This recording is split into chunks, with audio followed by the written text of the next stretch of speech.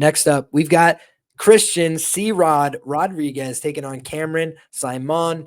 And Rich, I'll have you take this one away first, my man, because I know you've had strong thoughts on this one on Twitter. Whether you're betting it or not, I just know that you've had a lot to say. Yeah, I did call out CeeRod this week for being mush of the week. I am backtracking on that a little bit. You know, these mush of the week things I put out are just a playful thing. It doesn't advocate a bet on either side. I do like CeeRod, and I even like him ITD. Since my podcast with Pepe, I went back and did a bit more tape, and I think I was a bit disparaging towards his stand-up. I seen this as a binary fight. I was like, it's either CeeRod by taking him down and getting his grappling going, or Saaiman lights him up on the feet. Because Simon's a bad grappler. Go watch his fights with like Kozlo, who was short notice and plus 300 in that spot. He was going to win a decision, man, if it wasn't for him gassing out. He's an awful grappler. CeeRod sub is definitely on in this one. I would be taking it, but I'm scared that he's going to TKO Saaiman. You know, he's at Rufus Sports. He's got good stand-up. He's got strong striking. You know, it's very methodical, laid back. But when he does strike, you know, he sits down on his punches and he goes for the kill, man. So, yeah, I do like CeeRod. I'm not taking the money line, not keen on it. Small shot on the ITD. I might add sub rounds 2 and 3 just for the number, but they're going to be degen plays. So, yeah, I like CeeRod in this one. Initially, it was the offensive wrestling. I didn't think he was going to get that going. But like I said, having re-looked at the bout, I don't think he necessarily has to wrestle to win in this one. So, yeah, I think CeeRod's kind of a smash spot in this position, man.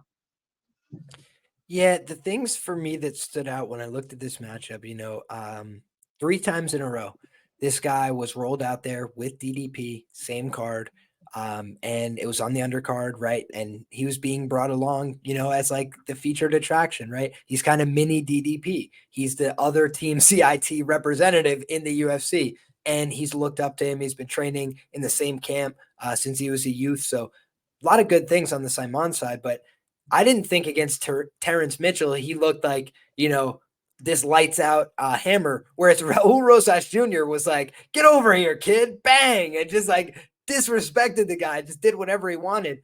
I actually thought it was a much more honest fight with Saaiman. So I thought that was interesting on rewatch. I also think when you're looking at this fight, CeeRod was impressing me before he got to the UFC. I had some tape on him from when he had fought Reyes Cortez and when he had fought a couple guys regionally. And I had just thought to myself, this guy has some skills in the grappling. He's very young and he's putting it all together. When you look at age advantages, something I always talk about on this show, and I know that people don't always take it seriously, but there's certain things that I try and take that are outside of my analysis, right? That are things that are long-term, and age is a long-term thing that you could just study and see how it plays out over time, right? It's one of the only things that we get about these fights that's super measurable over time. However, where is an age dynamic really not beneficial for you? If you're the younger guy and you're both 25 or younger, it's like, then it's not really beneficial to be younger at that stage of the game necessarily.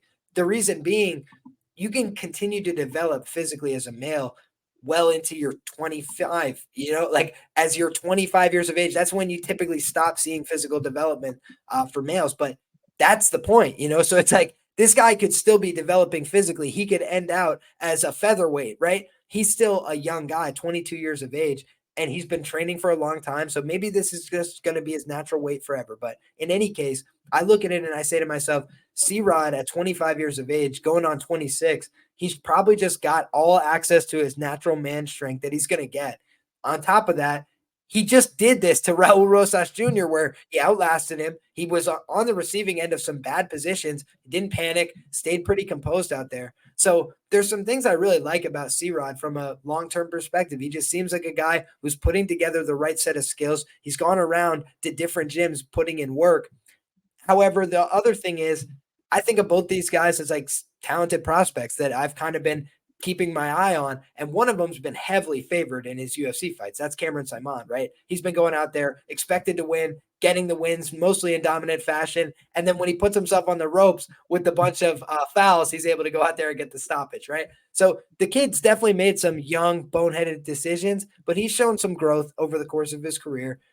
I do think to myself, though, Christian Rodriguez, do they want to just stunt this guy's momentum after he just got the big win over Raul Rosas Jr.?